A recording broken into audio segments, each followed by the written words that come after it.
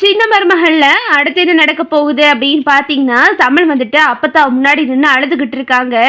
அம்மாச்சி என்னை விட்டு போயிட்டீங்களே அம்மாச்சி, என் பிள்ளைய கூட பார்க்காம இப்படி இனி அனாதையா விட்டுட்டு போயிட்டீங்களே அம்மாச்சி, உங்களுக்கு அப்புறம் எனக்கு யார் அம்மாச்சி இருக்கா அப்படின்னு சொல்லிட்டு தமிழ் கதறிக்கிட்டு இருக்காங்க.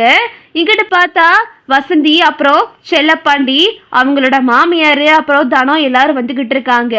வீட்டுக்குள்ள வரும்போது இங்கிட்ட சாவித்திரி வந்து, ஏய் யாரு உங்களெல்லாம் உள்ள விட்டா, வெளியே போறீங்களா என்ன, நீங்களாம் எதுக்கு இங்க வந்தீங்க அப்படின்னு சொல்லிட்டு இந்த சாவித்திரி தக்கான்னு குதிக்குது. உடனே ராஜாங்க சொல்றாரு, விடு சாவித்திரி, இந்த நேரத்துல எதுவும் பேச வேணாம் அப்படின்னு சொல்லிடுறாரு. அப்புறம் பார்த்தா வசந்தி வந்து அப்பத்தாவுக்கு ஒரு மாலையை கழுத்துல போட்டுட்டு, எம்மா என்னை விட்டு போயிட்டீங்களாமா, இப்படி என் பிள்ளைக்கு இருந்த ஒரே ஆறுதல் நீங்க தானம்மா, நீங்க இப்படி என் பிள்ளைய விட்டுட்டு போயிட்டீங்களேம்மா அப்படின்னு சொல்லிட்டு அந்த வசந்தி எல்லாரும் அழுதுகிட்டு இருக்காங்க.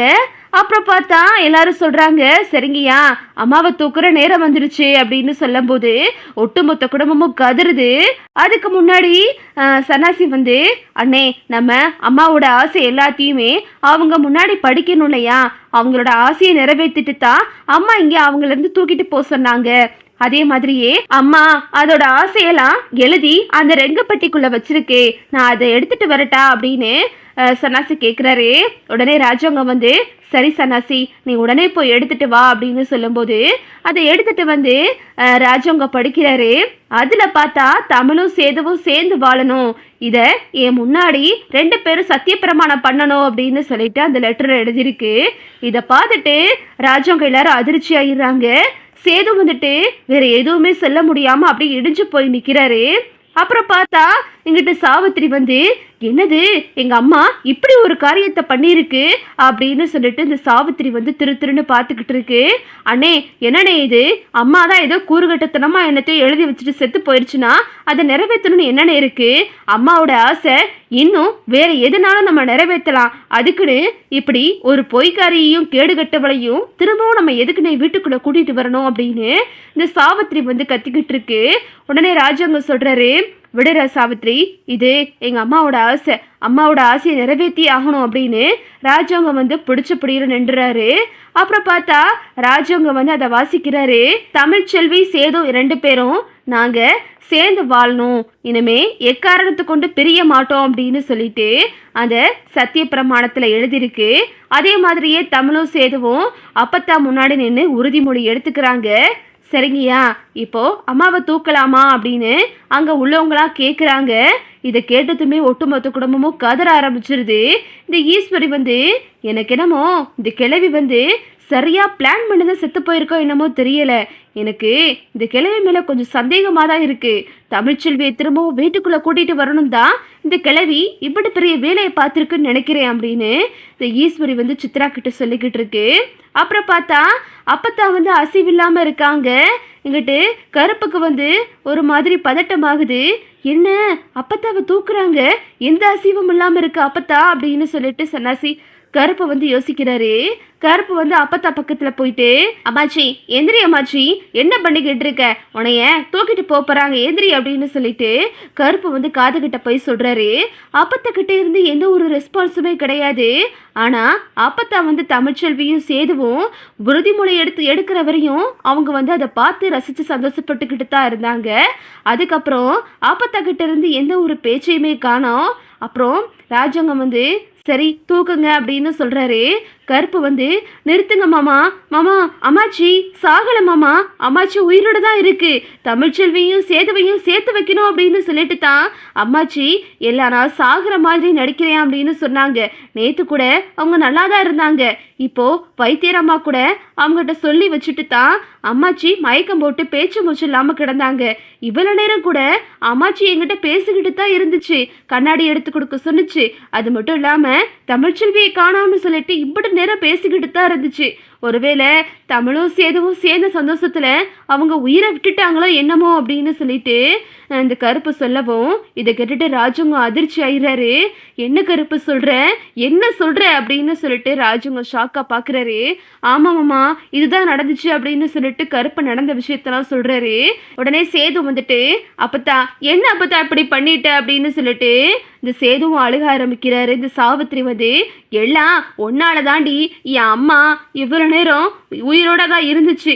உன்னாலதான் உன்னோட வாழ்க்கையை காப்பாற்றணும்னு சொல்லிட்டு தான் என் அம்மாவே இப்படி உயிரை விட்டுருச்சு அப்படின்னு சொல்லிட்டு இந்த சாவித்திரி ஒரு பக்கம் கத்துது. அம்மா என்னம்மா இப்படி பண்ணிட்டு அப்படின்னு சொல்லிட்டு ஒட்டுமொத்த குடும்பத்துக்கும் வேதனை ஆயிருது. அப்பத்தாவை நினைச்சு என்கிட்ட ஈஸ்வரி வந்து, ஓஹோ இதுதான் பிளானா, நான் கூட கிளவி உண்மையிலே செத்து போச்சுன்னு தான் நினைச்சேன். ஆனா எம்பிட்டு நேரம் எல்லாரையும் பார்த்து வேடிக்கை பார்த்துருக்கு, என்னென்ன பண்றாங்க ஏதேது பண்றாங்கன்னு சொல்லிட்டு தான் தமிழும் சேதுவும் சேர்ந்ததுக்கு அப்புறம் தான் இந்த கிழவி மண்டையை போட்டிருக்கு அப்படின்னு சொல்லிட்டு இந்த ஈஸ்வரி பேசிக்கிட்டு இருக்கு. அப்பத்தா வந்து உண்மையிலே இறந்து போயிட்டாங்க. இந்த செய்தி ஒட்டுமொத்த குடும்பத்துக்கும் அதிர்ச்சியா இருக்கு. அப்பத்தாவோட இறுதி சடங்குலாம் நடந்துகிட்டு இருக்கு. அப்பத்தாவை தூக்கி கொண்டு போயிட்டு அவங்க சொன்ன மாதிரியே அவங்களோட இறுதி சடங்கை முடிச்சிடுறாங்க. ராஜாங்கமும் சன்னாசியும் போயிட்டு கொல்லி வைக்கிறாங்க. அப்பத்தா வந்துட்டு அதே மாதிரியே அவங்க நினைச்ச மாதிரியே அவங்க ஆசையெல்லாம் நிறைவேற்றிட்டு தான் அப்பத்தாவை தூக்கிட்டு போயிட்டு எரிச்சிட்டாங்க. அப்புறம் பார்த்தா அங்கிட்டு தமிழ் வந்து அழுது கதறிக்கிட்டு இருக்காங்க.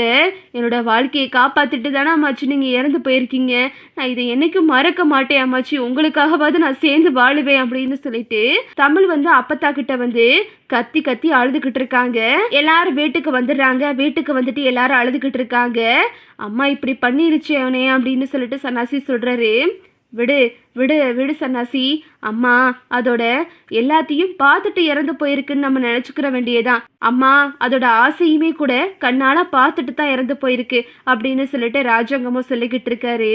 அப்புறம் பார்த்தா ராஜாங்கம் சொல்கிறாரு சேதுக்கிட்ட, அம்மா அதோட உயிரை கொடுத்து உனையையும் தமிழ்ச்செல்வியும் சேர்த்து வச்சிருக்கியா ராசாங்கம், இனிமே இக்காரணத்து கொண்டும் அந்த பிள்ளைய பிரியணும்னு நினைக்காத, அந்த பிள்ளை வயிற்றுல வளருது நம்ம வீட்டு வாரிசியா அப்படின்னு ராஜாங்கமும் தமிழ்கிட்ட சொல்கிறாரு. அப்புறம் பார்த்தா மறுநாள் ஆயிருது. தமிழும் சேதுவும் எப்பயும் போல் அந்த வெளியில் அவுட் ஹவுஸில் இருக்காங்க. ராஜாங்கம் வந்து சேதுவை கூப்பிட்டு, ஐயா ராசாங்கம், நீ அம்மாவோட ஆசைப்படியே தமிழ்ச்செல்வியை கூட்டிக்கிட்டு திரும்பவும் வீட்டுக்குள்ளே வா அப்படின்னு சொல்லிடுறாரு.